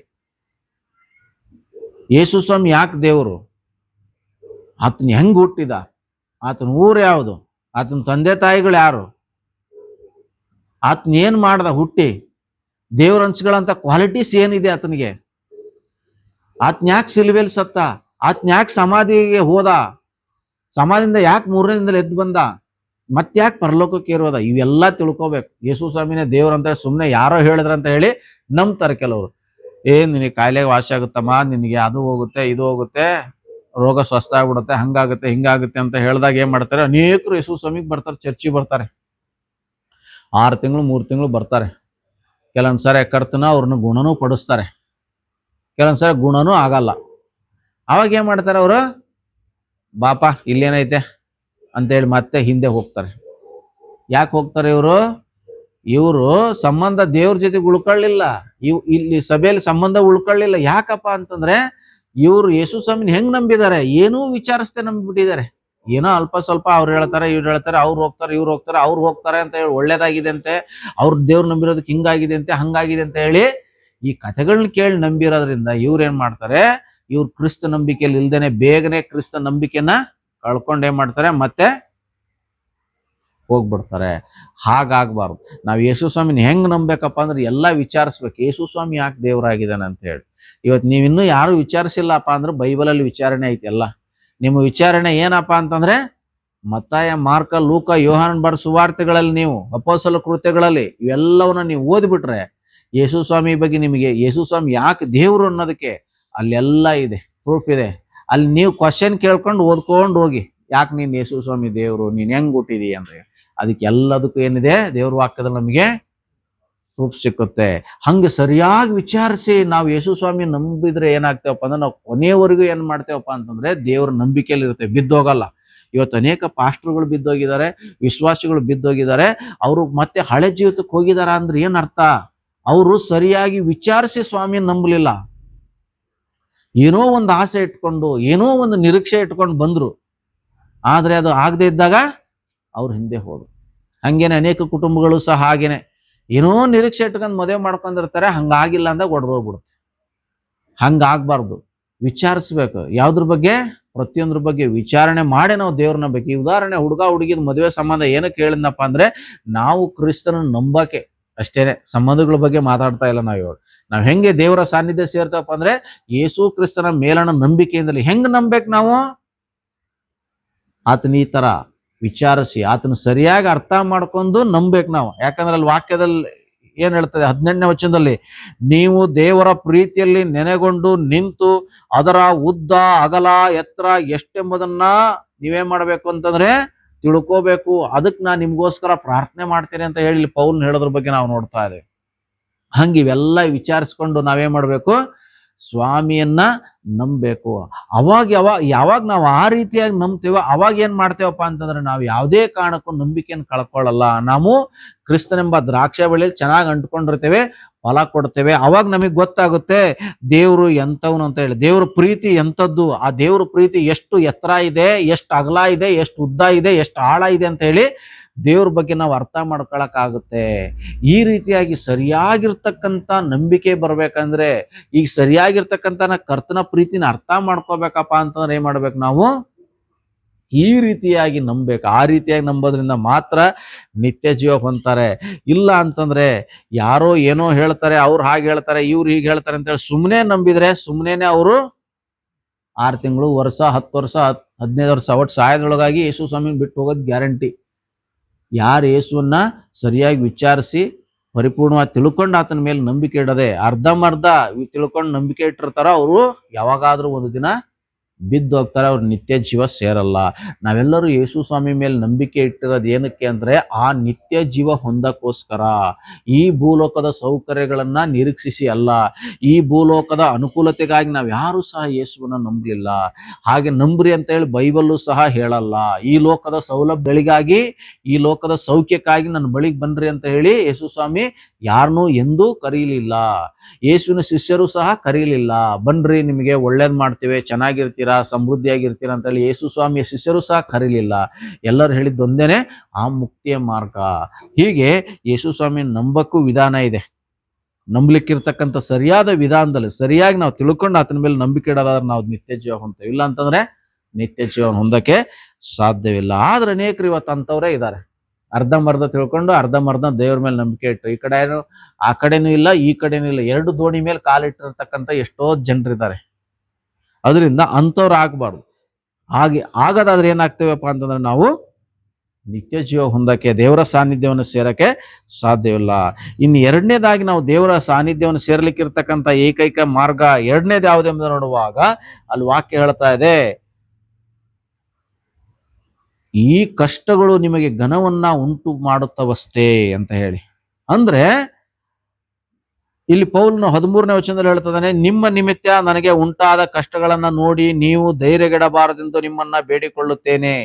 ಈ ಕಷ್ಟಗಳು ನಮಗೆ ಘನವನ್ನ ಉಂಟು ಮಾಡುತ್ತವೆ ಎಂಬುದಾಗಿ 13ನೇ ವಚನದಲ್ಲಿ ನಾವು ನೋಡ್ತೇವೆ. ದೇವರ ಸಾನ್ನಿಧ್ಯ ಸೇರ್ಲಿಕ್ಕೆ ಇರ್ತಕ್ಕಂಥ ಎರಡನೇ ಮಾರ್ಗ ಒಂದು ಆತನ ಮೇಲೆ ನಂಬಿಕೆ ಇಡೋದು. ಎರಡನೇ ಮಾರ್ಗ ಹೇಗಂತಂದ್ರೆ ಕಷ್ಟಗಳನ್ನ ಅನುಭವಿಸೋದು, ಸಂಕಟಗಳನ್ನ ಅನುಭವಿಸೋದು, ನೋವುಗಳನ್ನು ಸಹಿಸಿಕೊಳ್ಳೋದೇ ದೇವರ ರಾಜ್ಯಕ್ಕೆ ಹೋಗ್ಲಿಕ್ಕೆ ಇರ್ತಕ್ಕಂಥ ಮಾರ್ಗ. ಯಾರು ಕಷ್ಟವನ್ನ ಸಹಿಸ್ಕೊಳಕ್ ಮನಸ್ಸಿಲ್ವೋ, ಯಾರು ಸಂಕಟಗಳನ್ನ ಸಹಿಸ್ಕೊಳಕ್ ಮನಸ್ಸಿಲ್ವೋ ಅವರು ದೇವರಿಗೆ ಒಳಗಾಗಕ್ಕಾಗಲ್ಲ. ದೇವರ ಸಾನ್ನಿಧ್ಯವನ್ನು ಸೇರ್ಲಿಕ್ಕೆ ಸಾಧ್ಯವಿಲ್ಲ. ಆದ್ದರಿಂದ ಯೇಸು ಸ್ವಾಮಿ ನಂಬಿರುವಂತ ಪ್ರತಿಯೊಬ್ಬರಿಗೂ ಸಹ ಏನ್ ಬರ್ತದೆ? ಕಷ್ಟಗಳು ಬರುತ್ತೆ, ಹೋರಾಟಗಳು ಬರುತ್ತೆ, ಇಕ್ಕಟ್ಟುಗಳು ಬರುತ್ತೆ. ಅವೆಲ್ಲವುಗಳ ಮಧ್ಯೆ ಏನ್ ಮಾಡ್ಬೇಕು ನಾವು? ಆತನ ದಾರಿಯಲ್ಲಿ, ಇಕ್ಕಟ್ಟಾದ ದಾರಿಯಲ್ಲಿ ಏನ್ ಮಾಡ್ಬೇಕಂತಂದ್ರೆ ಹೋಗ್ಬೇಕು. ಯಾಕಂತಂದ್ರೆ ನಾಶನಕ್ಕೆ ಹೋಗ್ತಕ್ಕಂಥ ಬಾಗಿಲೇನಂತೆ? ದಾರಿ ಅಗಲ, ಅದ್ರಲ್ಲಿ ಹೋಗೋ ಬಹುಜನ ಅಂತ ಹೇಳಿ ದೇವ್ರ ವಾಕ್ಯದಲ್ಲಿ ನಾವು ನೋಡ್ತಾ ಇದೀವಿ. ಕ್ರಿಸ್ತನ ಮಾರ್ಗ ಇಕ್ಕಟ್ಟಾಗಿರ್ತಕ್ಕಂಥ ಮಾರ್ಗ. ಈ ಇಕ್ಕಟ್ಟಾಗಿರ್ತಕ್ಕಂಥ ಮಾರ್ಗದಲ್ಲಿ ನಾವೇನ್ ಮಾಡ್ಬೇಕಾಗಿದೆ? ಹೋಗ್ಬೇಕು, ಬಾಧೆಗಳನ್ನ ತಾಳ್ಕೋಬೇಕು. ಅವಾಗ ಮಾತ್ರನೇ ದೇವ್ರ ರಾಜ್ಯ ಸಿಕ್ಕುತ್ತೆ. ಬಾಧೆಗಳಿಲ್ಲದೆ, ತಿರಸ್ಕಾರ ಇಲ್ಲದೆ ಪುರಸ್ಕಾರ ಸಿಕ್ಕಕ್ ಸಾಧ್ಯ ಇಲ್ಲ. ನಮಗೆ ತಿರಸ್ಕಾರಗಳು ಇರುವಾಗಲೇ ನಮಗೆ ಪುರಸ್ಕಾರ ಸಿಗಕ್ ಸಾಧ್ಯ. ತಿರಸ್ಕಾರ ಇಲ್ಲದೆ ನಮಗೆ ದೇವ್ರ ಹತ್ರ ಪುರಸ್ಕಾರ, ಮಾನ್ಯತೆ ಸಿಗಕ್ಕೆ ಸಾಧ್ಯ ಇಲ್ಲ. ಈಗ ದೇವ್ರ ವಾಕ್ಯದ ನಿಮಿತ್ತ ಪೌಲ್ನ ಏನ್ ಮಾಡಿದಾನೆ? ಸೆರೆಮನೆಯಲ್ಲಿ ಇದ್ದಾನೆ. ಸೆರೆಮನೆ ಇದ್ದುಕೊಂಡು ಹೇಳ್ತದಾನೆ, ನಾನು ಸೆರೆಮನೆಯಲ್ಲಿ ಇರೋದನ್ನ ನೋಡಿ, ನಾನು ಈ ಸೆರೆಮನೆಯಲ್ಲಿ ಕಷ್ಟ ಪಡೋದನ್ನ ನೋಡಿ ನೀವೇನ್ ಮಾಡಬಾರ್ದು? ಏನ್ ಮಾಡ್ಬಾರ್ದು ಅಂತ ಹೇಳ್ತಾ ಇದೆ? ಧೈರ್ಯಗೆಡಬೇಡ್ರಿ, ಭಯ ಪಡಬೇಡ್ರಿ, ಧೈರ್ಯಗೆಡಬೇಡ್ರಿ, ಸೋತ್ ಹೋಗ್ಬೇಡ್ರಿ ಅಂತ ಹೇಳಿ ನಾನು ನಿಮ್ಮನ್ನ ಬೇಡ್ಕೊಂತೇನಪ್ಪ ದಯವಿಟ್ಟು ಅಂತ ಹೇಳಿ ಪೌಲನ ವಿನಂತಿ. ಅದರಿಂದ ಕಷ್ಟಗಳು ಬಂದೇ ಬರುತ್ತೆ. ಪೌಲನಿಗೆ ಕಷ್ಟ ಬಂತು, ಆತನೇನ್ ಮಾಡ್ಲಿಲ್ಲ? ದೇವರನ್ನ ಆತನ ಬಿಡ್ಲಿಲ್ಲ. ದೇವ್ರಿಗಾಗಿದ್ದಂತ ಯೋಜನೆಯಲ್ಲಿ ಆತನ ಮುಂದುವರೆದ. ಅವುಗಳನ್ನ ಬಿಡ್ಲಿಲ್ಲ. ಸೆರೆಮನೆಗೆ ಹಾಕಿದ್ರು ಬಿಡ್ಲಿಲ್ಲ, ಎಲ್ಲಿ ಹಾಕಿದ್ರು ಬಿಡ್ಲಿಲ್ಲ. ಅವ್ನು ದೇವ್ರ ವಾಕ್ಯನ ಸಾರಾಧನೆ, ದೇವ್ರಿಗಾಗಿ ಜೀವಿಸೋದ್ನೆ, ದೇವ್ರಿಗಾಗಿ ಉರಿತಕ್ಕಂಥದ್ದನ್ನ ಆತನ ಏನ್ ಮಾಡ್ಲಿಲ್ಲ? ಸಾಯೋವರೆಗೂ ಬಿಡ್ಲಿಲ್ಲ. ಯಾಕಂದ್ರೆ ಯೇಸು ದೇವ್ರಂತ ಹೇಳಿ ಆತನು ಸರಿಯಾಗಿ ಅರ್ಥ ಮಾಡ್ಕೊಂಡು ನಂಬಿಕೆ ಇಟ್ಟಿದ್ದ. ಅದಕ್ಕೇನೆ ಎರಡನೇದಾಗಿ ಈ ಬಾಧೆಗಳು ನಮ್ಮನ್ನ ಏನ್ ಮಾಡ್ತದೆ ಅಂತಂದ್ರೆ ದೇವ್ರ ರಾಜ್ಯಕ್ಕೆ ನಡೆಸ್ತದೆ. ಅದಕ್ಕೆ ವಾಕ್ಯ ಹೇಳ್ತದೆ, ಈ ಬಾಧೆಗಳು, ಈ ಕಷ್ಟಗಳು ನಮ್ಗೆ ಏನ್ ಮಾಡ್ತದೆ? ಘನವನ್ನ ಉಂಟು ಮಾಡ್ತವಷ್ಟೇ. ಘನವನ್ನ ಅಂದ್ರೆ ಮಹಿಮೆಯನ್ನು ಉಂಟು ಮಾಡ್ತದೆ. ಕಷ್ಟಗಳು, ಅನೇಕ ಕಷ್ಟಗಳು ನಮ್ಗೆ ಏನಕ್ಕೆ ಬರ್ತದಪ್ಪ ಅಂತಂದ್ರೆ ನಮ್ಮನ್ನ ಮಹಿಮೆಯನ್ನ ಮಾಡೋದಕ್ಕಾಗಿಯೇ ಬರ್ತದೆ. ಅದರಿಂದ ಧೈರ್ಯವಾಗಿರ್ರಿ ಅಂತ ಹೇಳಿ ಪೌಲ್ನ ಏನ್ ಮಾಡ್ತಾನೆ ಇಲ್ಲಿ ನಮ್ಮನ್ನ ಇವತ್ತು ಎಚ್ಚರಿಸ್ತಕ್ಕಂಥದ್ದು ಈ ವಾಕ್ಯಗಳು. ಏನಂತಂದ್ರೆ ನಾವಿವತ್ತು ಸರಿಯಾದ ಮಾರ್ಗದಲ್ಲಿ ಇದೇವಪ್ಪ, ನಾವು ರೈಟ್ ವೇದಲ್ಲಿ ಇದೇವಪ್ಪ ಅಂತಂದ್ರೆ ನಮ್ಗೆ ಕಷ್ಟಗಳು ಬರುತ್ತೆ. ನಾವು ಸರಿಯಾಗಿರೋ ದಾರಿಯಲ್ಲಿ ಹೋಗುವಾಗ ಅನೇಕ ಸಾರಿ ಏನಾಗ್ತದಪ್ಪ ಅಂದ್ರೆ ನಮಗೆ ಕಷ್ಟ ಬರುತ್ತೆ. ಅಡ್ಡದಾರಿಗಳಲ್ಲಿ ಅನೇಕ ಸಾರಿ ಕಷ್ಟಗಳು ಕಡಿಮೆನೆ. ಶಾರ್ಟ್ ಕಟ್ಗಳಲ್ಲಿ ಹೋದ್ರೆ ಟ್ರಾಫಿಕ್ ಕಮ್ಮಿ ಇರುತ್ತೆ. ಬೆಂಗಳೂರಲ್ಲಿ ಶಾರ್ಟ್ ಕಟ್ ರೋಡ್ಗಳು ಇರುತ್ತೆ, ಅವುಗಳಲ್ಲಿ ಹೋದ್ರೆ ಟ್ರಾಫಿಕ್ ಕಮ್ಮಿ. ಮೇನ್ ರೋಡಲ್ಲಿ ಹೋದ್ರೆ ಟ್ರಾಫಿಕ್ ಜಾಸ್ತಿ. ಮೇನ್ ರೋಡಲ್ಲಿ ಹೋದ್ರೆ ಅಪಾಯ ಕಡಿಮೆ, ಶಾರ್ಟ್ ಕಟ್ಟಲ್ಲಿ ಅಪಾಯ ಜಾಸ್ತಿ. ಯಾಕಂತಂದ್ರೆ ನಮ್ಮ ಬೆಂಗಳೂರಲ್ಲಿ ಯಾವಾಗ ಯಾವ ರೋಡನ್ನ ಅಗದಿರ್ತಾರೋ ಗೊತ್ತಿಲ್ಲ, ಎಲ್ಲಿ ತಗ್ಗಿರುತ್ತೋ ಗೊತ್ತಿಲ್ಲ. ಅದು ಮಳೆ ಗಿಳೆ ಬಂದಿತ್ತಪ್ಪ ಅಂತಂದ್ರೆ ನೀರೆಲ್ಲ ತುಂಬಿಕೊಂಡು ನಲಾನು ಮತ್ತೆ ರೋಡು ಎಲ್ಲ ಒಂದೇ ತರ ಇರೋದ್ರಿಂದ ನಾವೇ ಮಾಡ್ತೇವೆ, ಹಂಗೇ ಸುಲಭವಾಗಿ ತಗ್ಗಲ್ಲಿ ಮುಳುಗೋಗ್ಬಿಡ್ತೀವಿ. ಅಂತ ಅಪಾಯಗಳು ಇರುತ್ತೆ. ಹಾಗೆ ಇಕ್ಕಟ್ಟಾದ ಮಾರ್ಗ ಏನ್ ಮಾಡ್ತದೆ? ನಮಗೆ ಅಪಾಯಕ್ಕೆ ನಡೆಸುತ್ತೆ. ಆದ್ರೆ ಈ ಇಕ್ಕಟ್ಟಾದ ಮಾರ್ಗದ ಮೂಲಕವಾಗಿ ನಾವು ಹೋಗ್ಬೇಕು. ಶಾರ್ಟ್ ಕಟ್ ರೂಟ್ ಅಂತ ಹೇಳ್ಬಿಟ್ಟು ಬೇರೆ ದಾರಿಯಲ್ಲೆಲ್ಲ ಹೋಗೋದು ನಾವು. ಸರ್ ಕರ್ತನ ಮಾರ್ಗ, ಕರ್ತನ ಬಯಸ್ತಕ್ಕಂಥ ದಾರಿಯಲ್ಲಿ, ಅಗಲವಾದ ದಾರಿ ಅಲ್ಲಿ ಏನು ಇರಲ್ಲ, ಅಪಾಯ ಕಡಿಮೆ ಇರುತ್ತೆ ಅಲ್ವಾ? ಹೈವೇದಲ್ಲಿ, ಮೇನ್ ರೋಡಲ್ಲಿ ಅಪಾಯ ಕಡಿಮೆ. ಶಾರ್ಟ್ ಕಟ್ ರೋಡಲ್ಲಿ, ಇಕ್ಕಟ್ಟಾದ ರೋಡಲ್ಲಿ ನಾವು ಹೋಗ್ಬೇಕು. ಶಾರ್ಟ್ ಕಟ್ ಅಂದ್ರೆ ಯಾವುದು? ಕರ್ತನ ಬಯಸ್ತಕ್ಕಂಥದ್ದು, ನೇರವಾಗಿರ್ತಕ್ಕಂಥ ದಾರಿ, ಸರಿಯಾಗಿರ್ತಕ್ಕಂಥ ದಾರಿ. ಇದರಲ್ಲಿ ನಡೆಯುವಾಗ ನಮ್ಗೆ ಏನಾಗ್ತದೆ? ಅನೇಕ ಕಷ್ಟಗಳು ಬರುತ್ತೆ. ಆದ್ರೆ ಏನ್ ಮಾಡ್ಬೇಕಪ್ಪ ಅಂದ್ರೆ ಎಚ್ಚರವಾಗಿರ್ಬೇಕು. ಮುಂದುವರ್ಸಿ ನಾವು ದೇವ್ರ ವಾಕ್ಯದಲ್ಲಿ ನೋಡ್ತೇವೆ, ಕಷ್ಟಗಳು ನಮಗೆ ಘನವನ್ನು ಉಂಟು ಮಾಡ್ತದೆ ಅಂತೇಳಿ ಅವ್ರಿಗೋಸ್ಕರ ಪ್ರಾರ್ಥನೆ ಮಾಡ್ಕೊಂತಾನೆ, ಅವ್ರಿಗೆ ರಿಕ್ವೆಸ್ಟ್ ಮಾಡ್ಕೊಂತಾನೆ. ಅದ್ರ ಕುರಿತಾಗಿ ಆತನ ಹೇಳೋದ್ರ ಬಗ್ಗೆ ನಾವು ನೋಡ್ತಾ ಇದ್ದೇವೆ. ಹಾಗೆ ನಾವು ಪ್ರತಿಯೊಂದು ವಿಚಾರದಲ್ಲಿ ನಾವು ನೋಡುವಾಗ, ಒಂದು ವಿಗ್ರಹ ಇದೆ ಅನ್ಕೊಳ್ಳಿ, ಒಂದು ಸುಂದರವಾಗಿರ್ತಕ್ಕಂಥ ವಿಗ್ರಹ ಕಾಡಲ್ಲಿ ಇರುತ್ತಲ್ವಾ, ಆ ಕಾಡಲ್ಲಿರ್ತಕ್ಕಂಥ ಆ ಕಲ್ಲನ್ನ ತಂದು ಒಂದು ವಿಗ್ರಹ ಮಾಡಿರ್ತಾರೆ. ವಿಗ್ರಹ ತುಂಬಾ ಸುಂದರವಾಗಿರುತ್ತೆ ಅಲ್ವಾ? ಆದ್ರೆ ಒಂದಿನ ಕಾಡಲ್ಲಿ ಆ ಕಲ್ಲಾಗಿದ್ದಂತ ಅದಕ್ಕೆ ಎಷ್ಟು ಉಳಿಯೇಟು ತಿಂದಿರ್ಬೋದು ಅದು ಅಲ್ವಾ? ಅದು ಒಂದು ಸುಂದರವಾದ ಒಂದು ಶಿಲ್ಪಿ ಆಗಿದೆ, ಒಂದು ವಿಗ್ರಹ ಆಗಿದೆ ಅಂತಂದ್ರೆ ಅದಕ್ಕೆ ಎಷ್ಟು ಏಟು ಬಿದ್ದಿರಾಕಿಲ್ಲ ಏನಮ್ಮ? ಎಷ್ಟು ಬಿದ್ದಿರುತ್ತೆ ಏಟು? 1, 2, 3, 4 ಕೌಂಟ್ ಮಾಡಕ್ ಆಗುತ್ತಾ? ಒಂದು ವಿಗ್ರಹ ಮಾಡ್ಲಿಕ್ಕೆ ಅದಕ್ಕೆ ಎಷ್ಟು ಉಳಿ ಏಟು ಬಿದ್ದಿದೆ ಅಂತ ಹೇಳಿ ಕೌಂಟ್ ಮಾಡಕ್ ಆಗುತ್ತಾ? ಇಲ್ಲಿವರೆಗೆ ಯಾರಾದ್ರೂ ಕೌಂಟ್ ಮಾಡಿದಾರ ಒಂದು ವಿಗ್ರಹನೇ? ಇಲ್ಲ ಅಲ್ವಾ? ನಾನು ಗೂಗಲ್ ಮಾಡಿ ನೋಡಿಲ್ಲ, ಇವತ್ತು ನೋಡ್ತೇನೆ ಯಾರಾದ್ರೂ ಮಾಡಿದಾರ ಅಂತ. ಹಾಗೆ ಒಂದು ವಿಗ್ರಹ ಮಾಡ್ಲಿಕ್ಕೆ ಎಷ್ಟು ಏಟುಗಳು ತಿನ್ನುತ್ತೆ ಅನ್ನೋದನ್ನ ಕೌಂಟ್ ಮಾಡಕ್ ಆಗಲ್ಲ. ಅಷ್ಟು ಆ ತಿಂದ ಮೇಲೆ ಏನಾಗ್ತದೆ? ಒಂದು ಒಳ್ಳೆ ರೂಪ ಪಡ್ಕೊಳ್ಳುತ್ತೆ ಅಲ್ವಾ? ಎಲ್ಲರನ್ನ ಆಕರ್ಷಣೆ ಮಾಡುತ್ತೆ ಅವಾಗ, ಅಲ್ವಾ? ಹಂಗೆ ನನ್ನ ನಿನ್ನ ಜೀವಿತಗಳಲ್ಲಿ ಸಹ ಅಷ್ಟೇನೆ, ನಾವು ಅನೇಕ ಕಷ್ಟಗಳನ್ನ ತಾಳಿ ನಾವೇನ್ ಮಾಡ್ಬೇಕಾಗಿದೆ ಅಂತಂದ್ರೆ ದೇವ್ರ ರಾಜ್ಯ ಸೇರ್ಬೇಕಾಗಿದೆ. ದೇವ್ರ ರಾಜ್ಯಕ್ಕೆ ಹೋಗ್ಲಿಕ್ಕಿರ್ತಕ್ಕಂಥ ಎರಡನೇ ಮಾರ್ಗ ಯಾವ್ದಪ್ಪ ಅಂದ್ರೆ ಅನೇಕ ಕಷ್ಟಗಳನ್ನ ತಾಳಿನೇ ನಾವೇನ್ ಮಾಡ್ಬೇಕಪ್ಪ ಅಂದ್ರೆ ದೇವ್ರ ರಾಜ್ಯ ಸೇರ್ಬೇಕು. ಹಾಗೆ ಒಂದು ವಿಗ್ರಹಕ್ಕೆ ಈ ತರ ಅಂತಂದ್ರೆ, ಒಂದು ಶಿಲ್ಪಿ ಏನ್ ಮಾಡ್ತಾನೆ, ಒಂದು ವಿಗ್ರಹ ಮಾಡ್ಲಿಕ್ಕೆ ಇಷ್ಟೊಂದು ಏಟು ಕೊಡ್ತಾನಂತಂದ್ರೆ, ಇಷ್ಟೊಂದು ಮಹಿಮೆ ಹೊಂದ್ಕೊಳಕ್ಕೆ ಒಂದು ಕಾಡು ಕಲ್ಲು ಇಂಥ ಏಟುಗಳು ತಿನ್ನುತ್ತೆ ಅಂದ್ರೆ ಲೆಕ್ಕ ಇಲ್ದಷ್ಟು. ಇನ್ನು ನಾವು ಅಮರತ್ವ ಹೊಂದ್ಕೋಬೇಕಂದ್ರೆ, ನಿತ್ಯ ನಿರಂತರ ದೇವ್ರ ಹತ್ರ ಮಹಿಮೆ ಆಗೋ ರೀತಿಯಲ್ಲಿ ನಾವು ಬದುಕಬೇಕಾದ್ರೆ ಇನ್ನೆಷ್ಟು ಕಷ್ಟಗಳನ್ನ ಸಹಿಸ್ಕೋಬೇಕು ನಾವು, ಅಲ್ವಾ? ಪ್ರಸಂಗ ಮಾಡೋದು ಈಜಿ, ಕಷ್ಟ ಬರುತ್ತೆ ಸಹಿಸ್ಕೊಳ್ರಿ ಅಂತ ಹೇಳಿ. ಆದ್ರೆ ಪ್ರಾಕ್ಟಿಕಲ್ ಆಗಿ ಹೋಗುವಾಗ ನಮ್ಮ ಮನೋಭಾವನೆ ಹೆಂಗಿರುತ್ತೆ? ಕಷ್ಟಗಳು ದಿನವೂ ಸಹ ದೇವ್ರು ನಮ್ಮನ್ನು ಗಾಣದಲ್ಲಿ ಹಾಕಿ ತಿರುಗಿಸ್ತಾ ಇದ್ರೆ ಹೆಂಗಿರುತ್ತೆ? ಇವಾಗ ಕಬ್ಬಿನ ಹಾಲು ಕುಡಿತೀರಲ್ಲ, ಕಬ್ಬನ್ ತಗೊಂಡೋಗೋದ ಇದ್ರಾಗಿಕ್ಕ ಹೆಂಗಿರುತ್ತೆ? ಆ ಮಿಷನ್ ಒಳಗಡೆ ತುರುಕ್ದಾಗ ಹೆಂಗಿರುತ್ತೆ? ಎಲ್ಲ ಫುಲ್ ಜ್ಯೂಸ್ ಬರುತ್ತಲ್ಲ, ಅಪ್ಪಚ್ಚಿ ಆಗ್ಬಿಡುತ್ತೆ. ಅಪ್ಪಚ್ಚಿ ಆಗ್ಬಿಟ್ರು ಬಿಡ್ತಾನ ಅವನು, ಇನ್ನೂ ಬಿಡಲ್ಲ. ಅದನ್ನ ಒಂದ್ಸಲ ಇಕ್ಕಿ ಮತ್ತೆ ತೆಗೆದು ಬಿಟ್ಟು ಮತ್ತೆ ತಿರುಗಿಬಿಟ್ಟು ಮತ್ತೆ ಇಕ್ಕಿ ಅದ್ರಲ್ಲಿ ಒಂದು ಡ್ರಾಪು ಉಳಿಬಾರ್ದು. ಅದು ಒಂದ್ ಅರ್ಧ ಗಂಟೆ ಬಿಟ್ಟು ಅದನ್ನ ಸೌದೆ ತರ ಒಲೆಗೆ ಊರಿಸ್ಬೋದು, ಆ ಲೆವೆಲ್ಗೆ ಹಿಂಡ್ಕೊಂಡ್ಬಿಡ್ತಾರೆ, ಅಲ್ವಾ? ಹಿಂಡ್ಕೊಂತಾರಲ್ವಾ? ಹಂಗೆ ನಮ್ಮ ಜೀವನ ಆಗುತ್ತೆ. ಹೆಂಗೆ ಅಷ್ಟು ಕಷ್ಟ ಪ್ರತಿನಿತ್ಯ ಆ ಥರ ನಮ್ಮನ್ನು ಸಹ ದೇವರು ಹಿಂಡಕ್ಕೆ ಸ್ಟಾರ್ಟ್ ಆದ ಅಂದ್ರೆ ನಮ್ಮ ನಂಬಿಕೆ ಎಲ್ಲಿರುತ್ತೆ, ಅಲ್ವಾ? ಅಷ್ಟು ಡೈಲಿ ಆ ಕಬ್ಬಿನ ತರ ದೇವ್ರು ನಮ್ಮನ್ನು ಹಾಕಿ ಹಿಂಡಕ್ ಸ್ಟಾರ್ಟ್ ಮಾಡದಪ್ಪ ಅಂತಂದ್ರೆ ನಮ್ಮ ಜೀವನ ಹೆಂಗಿರುತ್ತೆ, ಅಲ್ವಾ? ಹಾಗೆ ಇವತ್ತು ನಾವು ಇನ್ನೊಬ್ರಿಗೆ ಖುಷಿ ಕೊಡ್ಬೇಕಪ್ಪ, ಇನ್ನೊಬ್ರಿಗೆ ತೃಪ್ತಿ ಮಾಡ್ಬೇಕು, ಒಂದು ಜ್ಯೂಸ್ ಆಗಿ ಇನ್ನೊಬ್ರಿಗೆ ಪ್ರಯೋಜನ ಆಗ್ಬೇಕಪ್ಪ ಅಂದ್ರೆ ಏನ್ ಮಾಡ್ಬೇಕು? ಕಬ್ಬು ಆ ಹಂತ ದಾಟ್ಲೇಬೇಕು. ಹಾಗೆ ನಾನು ನೀವುಗಳು ಸಹ ಏನ್ ಮಾಡ್ಬೇಕಾಗಿದೆ, ಈ ರೀತಿಯಾಗಿ ಕಷ್ಟವನ್ನು ಅನುಭವಿಸಿದಾಗ ಮಾತ್ರನೇ ಏನಾಗಕ್ಕೆ ಸಾಧ್ಯ? ನಿತ್ಯ ಜೀವ ಹೊಂದಕ್ಕೆ ಸಾಧ್ಯ ಆಗ್ತದೆ. ಮಾತ್ರ ಅಲ್ಲ, ದೇವ್ರ ವಾಕ್ಯದ ಅನೇಕ ಉದಾಹರಣೆಗಳು ನಾವು ನೋಡ್ತೇವೆ. 1 ಪೇತ್ರನ ಪತ್ರಿಕೆ 1ನೇ ವಚನ 6-7 ನೋಡ್ತಾ ಇದ್ದೇವೆ. ಅಲ್ಲಿ ಬಂಗಾರದ ಬಗ್ಗೆ ನೋಡ್ತೇವೆ. ಬಂಗಾರನ ಪುಟಕ್ಕೆ ಹಾಕಿ ಶೋಧಿಸ್ತಾರಂತೆ. ಓದ್ಲಿಕ್ಕೆ ಸಮಯ ಇಲ್ಲ. 1 ಪೇತ್ರ 1:6-7 ವಚನದಲ್ಲಿ ಬಂಗಾರವನ್ನು ಏನ್ ಮಾಡ್ತಾರಂದ್ರೆ ಪುಟಕ್ಕೆ ಹಾಕಿ ಶೋಧಿಸ್ತಾರೆ. ಏನಕ್ಕಾಗಿ? ಅದು ಇನ್ನೂ ಹೊಳಪನ್ನ ಪಡ್ಕೊಳ್ಳೋಕ್ಕೋಸ್ಕರ.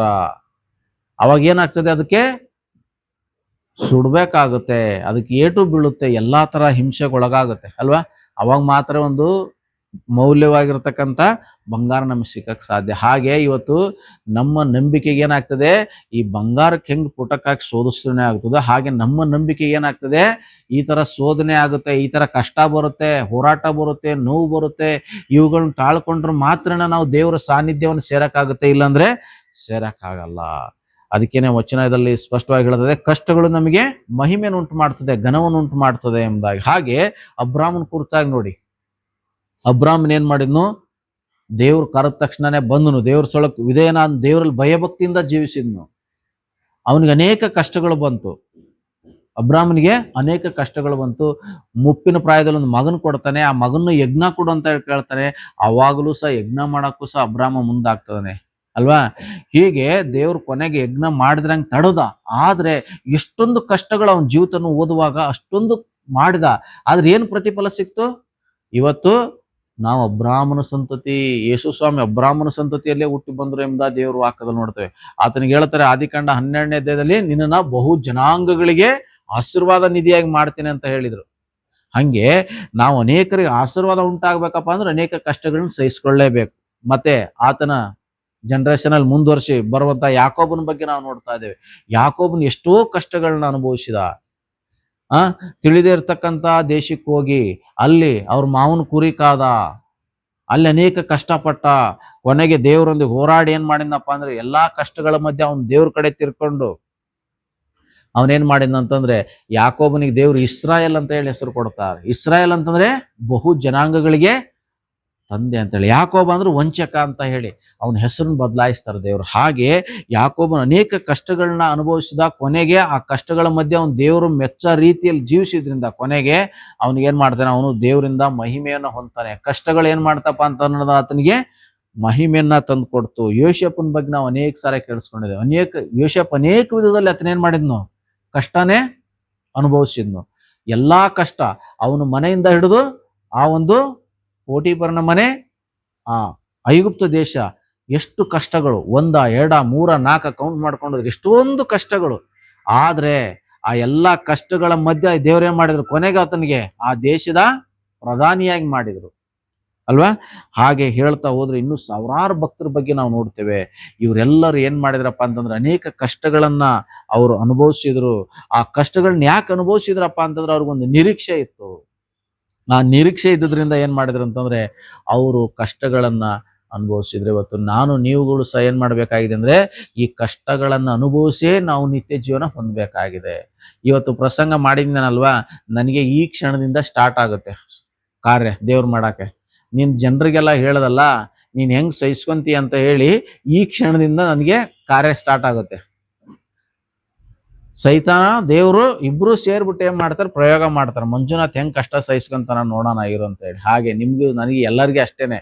ಪ್ರಸಂಗ ಕೇಳಿದಿರಲ್ಲ, ಪ್ರಸಂಗ ಮಾಡಿದಿರಲ್ಲ, ಹೆಂಗ್ ಸಹಿಸ್ಕೊಂತೀಯ ಬಾ ಹೊರಗೆ ನೀ ಚರ್ಚಿಂದ ಅಂತ ಹೇಳಿ ಸೈತಾನ್ ಕಾಯ್ತಾ ಇರ್ತಾನೆ ನಮಗೆ ತೊಂದರೆಗಳನ್ನ ಉಂಟು ಮಾಡಕ್ಕೆ, ಅಡ್ಡಿಗಳನ್ನ ಉಂಟು ಮಾಡಕ್ಕೆ. ಪ್ರತಿನಿತ್ಯ ಪ್ರತಿಕ್ಷಣವೂ ನಮ್ಗೆ ಹೋರಾಟ ನಡೀತೆ. ಅದರಿಂದ ನಾವೇನ್ ಮಾಡ್ಬೇಕಾಗಿದೆ ಅಂತಂದ್ರೆ ಎಚ್ಚರವಾಗಿರ್ಬೇಕಾಗಿದೆ. ಮುಖ್ಯವಾಗಿ ರೋಮಪತ್ರಿಕೆ 12ನೇ ಅಧ್ಯಾಯ 1ನೇ ವಚನದಲ್ಲಿ ಹೇಳ್ತದೆ, ಆದ್ದರಿಂದ ಸಹೋದರರೇ ದೇವರ ಕನಿಕರವನ್ನ ನಿಮ್ಮ ನೆನಪಿಗೆ ತಂದು ಬೇಡಿಕೊಳ್ಳೋದೆಂದರೆ ನೀವು ನಿಮ್ಮ ನಿಮ್ಮ ದೇಹಗಳನ್ನ ದೇವರಿಗೆ ಮೀಸಲಾಗಿಯೂ ಮೆಚ್ಚುಗೆಯಾಗಿರುವ ಸಜೀವ ಯಜ್ಞವಾಗಿ ಸಮರ್ಪಿಸ್ರಿ, ಇದೇ ನಿಮ್ಮ ವಿವೇಕಪೂರ್ವಕವಾದ ಆರಾಧನೆ ಅಂತ ಹೇಳಿ. ಈ ರೀತಿಯಾಗಿರ್ತಕ್ಕಂಥ ಎಲ್ಲಾ ಸಂದರ್ಭದಲ್ಲಿ ಎಲ್ಲಾ ಕಷ್ಟಗಳ ಮಧ್ಯೆ ಸೋಬಕ ನಾವೇನ್ ಮಾಡ್ಬೇಕಂತೆ, ನಮ್ಮನ್ನೇ ನಾವು ದೇವರಿಗೆ ಸಜೀವ ಯಜ್ಞವಾಗಿ ಸಮರ್ಪಿಸ್ಬೇಕಂತ. ಅವಾಗ ಮಾತ್ರ ನಿತ್ಯ ಜೀವ ಹೊಂದಕ್ಕಾಗದು. ಸಜೀವ ಯಜ್ಞ ಅಂದ್ರೆ ಏನು? ಜೀವಂತ ಸುಡೋದು ಸಜೀವ ಯಜ್ಞ ಅಂದ್ರೆ ಅಲ್ವಾ. ಸಜೀವ ದಹನ ಮಾಡಿದ್ದಾರೆ ಅಂತ ಹೇಳಿ ಕೇಳಿಸ್ಕೊಂತೀರಲ್ಲ ನ್ಯೂಸ್ ಅಲ್ಲಿ. ಸಜೀವ ಯಜ್ಞ ಅಂದ್ರೆ ಏನು? ಜೀವಂತ ಇರುವಾಗಲೇ ಸುಡೋದು. ಪ್ರಾಣ ತೆಗೆದು ಸುಡೋದು ಬೇರೆ, ಜೀವಂತನೇ ಸುಡೋದು ಬೇರೆ ಅಲ್ವಾ. ಸಜೀವ ಯಜ್ಞವಾಗಿ ಸಮರ್ಪಿಸೋದಂದ್ರೆ ಏನು? ಜೀವಂತನೇ. ಹಾಗೆ ನಾವೇನ್ ಮಾಡ್ಬೇಕಾಗಿದೆ, ನಮ್ಮ ಜೀವಿತವನ್ನೇ ದೇವರಿಗೆ ಮಾಡಬೇಕು, ಸಜೀವ ಯಜ್ಞವಾಗಿ ಸಮರ್ಪಿಸ್ಬೇಕು. ಯಾವುದಕ್ಕಾಗಿ? ಆತನಿಗಾಗಿ ಬದುಕಲಿಕ್ಕೆ, ಆತನಿಗಾಗಿ ಬೆಳಕಲಿಕ್ಕೆ, ಆತನಿಗಾಗಿ ಜೀವಿಸ್ಲಿಕ್ಕೆ ನಾವೇ ಮಾಡ್ಬೇಕು, ನಮ್ಮನ್ನೇ ನಾವು ಸಮರ್ಪಿಸ್ಬೇಕು. ಸುಡುತ್ತೆ ಅಂತ ಗೊತ್ತಿರುತ್ತೆ ನಮಗೆ, ಆದ್ರೂ ಸಮರ್ಪಿಸ್ಬೇಕು. ಸಂಕಟ ಬರುತ್ತೆ ಅಂತ ಗೊತ್ತಿರುತ್ತೆ, ಆದ್ರೂ ನಮ್ಮನ್ನು ಸಮರ್ಪಿಸ್ಬೇಕು. ಹಿಂಸೆ ಬರುತ್ತೆ ಅಂತ ಗೊತ್ತಿರುತ್ತೆ, ಆದ್ರೂ ನಮ್ಮನ್ನು ಸಮರ್ಪಿಸ್ಬೇಕು. ಹಾಗೆ ಜೀವಿಸುವಾಗ ಏನಾಗ್ತದೆ ಅಂತಂದ್ರೆ ನಾವು ನಿತ್ಯ ಜೀವ ಹೊಂದಕ್ಕೆ ಸಾಧ್ಯತೆ ಇದೆ. ಅದರಿಂದ ಈ ವಾಕ್ಯದಲ್ಲಿ ನಾವು 2 ವಿಚಾರ ನೋಡಿದಿವಿ. ನಾವು ನಿತ್ಯ ಜೀವವನ್ನ, ದೇವರ ಸಾನ್ನಿಧ್ಯವನ್ನ ಸೇರ್ಲಿಕ್ಕೆ ಇರ್ತಕ್ಕಂಥ 2 ಮಾರ್ಗ. 1 ಯೇಸು ಕ್ರಿಸ್ತನ ಮೇಲಿನ ನಂಬಿಕೆ, 2 ಕಷ್ಟಗಳನ್ನು ಸಹಿಸಿಕೊಳ್ತಕ್ಕಂಥದ್ದು. ಇವೆರಡೂ ಸಹ ನಮ್ಮನ್ನ ಏನ್ ಮಾಡ್ತದೆ ಅಂತಂದ್ರೆ ದೇವರ ಸಾನ್ನಿಧ್ಯವನ್ನ ನಮಗೆ ಸೇರಿಸ್ತದೆ. ಇವೆರಡನ್ನೂ ನಾವು ಮಾಡಿಲ್ಲ ಅಂತಂದ್ರೆ, ಕಷ್ಟಗಳನ್ನ ಸಹಿಸ್ಕೊಂಡಿಲ್ಲ ಅಂತಂದ್ರೆ, ಆತನ ಮೇಲೆ ನಿಜವಾಗಿರೋ ನಂಬಿಕೆ ಸರಿಯಾದ ರೀತಿಯಲ್ಲಿ ಇಟ್ಟಿಲ್ಲ ಅಂತಂದ್ರೆ ನಾವು ದೇವರ ಸಾನ್ನಿಧ್ಯವನ್ನ ಸೇರಕ್ಕೆ ಸಾಧ್ಯ ಇಲ್ಲ. ಅದರಿಂದ ಸರಿಯಾಗಿರ್ತಕ್ಕಂಥ ನಂಬಿಕೆಯಿಂದ ಆತನ ಸೇವಿಸೋಣ, ಆತನಿಗಾಗಿ ಜೀವಿಸೋಣ. ದೇವರೇ, ನನ್ನನ್ನೇ ನಿನಗೆ ಸಜೀವ ಯಜ್ಞವಾಗಿ ಸಮರ್ಪಿಸ್ತೇನೆ ಸ್ವಾಮಿ. ನನ್ನ ದೇಹದ ಮೂಲಕ ನಿನಗೆ ಮಹಿಮೆ ಆಗೋ ರೀತಿಯಲ್ಲಿ ಬದುಕಕ್ಕೆ ನನಗೆ ನಿನ್ನ ಆತ್ಮನ ಸಹಾಯ ಕೊಡು ಎಂಬುದಾಗಿ ನಾವು ಪ್ರಾರ್ಥನೆ ಮಾಡೋಣ. ಸರ್ವಶಕ್ತನಾಗಿರೋ ಪ್ರಭು, ಈ ಸಮಯಕ್ಕಾಗಿ ಸ್ತೋತ್ರ ಮಾಡುತ್ತೇವೆ. ನಿಮ್ಮ ಜೀವಳ ವಾಕ್ಯಕ್ಕಾಗಿ ಸ್ತೋತ್ರ. ಹೌದು, ನಿನ್ನ ಸಾನ್ನಿಧ್ಯವನ್ನು ಸೇರ್ಲಿಕ್ಕೆ ನಮಗಿರ್ತಕ್ಕಂಥ 2 ಮಾರ್ಗಗಳ ಕುರಿತು ತಿಳಿಸಿದ್ದೀವಿ ಸ್ವಾಮಿ. ಅದಕ್ಕಾಗಿ ಸ್ತೋತ್ರ. ನಾವು ನಿಮ್ಮ ಮೇಲೆ ನಂಬಿಕೆ ಇಡೋದ್ರ ಮೂಲಕ ನಮಗೆ ನಿನ್ನ ಸಾನ್ನಿಧ್ಯ ಸೇರ್ಲಿಕ್ಕೆ ಅವಕಾಶ ಇದೆ. ಕಷ್ಟಗಳನ್ನ ಸಹಿಸಿಕೊಳ್ಳೋದ್ರಿಂದ ನಾವು ನಿಮ್ಮ ಸಾನ್ನಿಧ್ಯವನ್ನು ಸೇರಕ್ಕೆ ಸಾಧ್ಯತೆ ಇದೆ ಸ್ವಾಮಿ. ಅದರಿಂದ 2 ಕಾರ್ಯಗಳನ್ನ ಸರಿಯಾದ ರೀತಿ ನಾವು ಮಾಡಕ್ಕೆ ನಮಗೆ ಸಹಾಯ ಮಾಡು. ಈ 2 ಕಾರ್ಯಗಳನ್ನ ಮಾಡ್ಲಿಕ್ಕೆ ನಮ್ಮನ್ನೇ ನಾವು ನಿಮಗೆ ಸಜೀವ ಯಜ್ಞವಾಗಿ ಸಮರ್ಪಿಸಿದವರಾಗಿ ಜೀವಿಸಕ್ಕೆ ಸಹಾಯ ಮಾಡಿ. ಸಂದೇಶವನ್ನು ಆಲಿಸುವಂತ ಪ್ರತಿಯೊಬ್ಬರನ್ನ ಆಶೀರ್ವಾದ ಮಾಡು ಸ್ವಾಮಿ.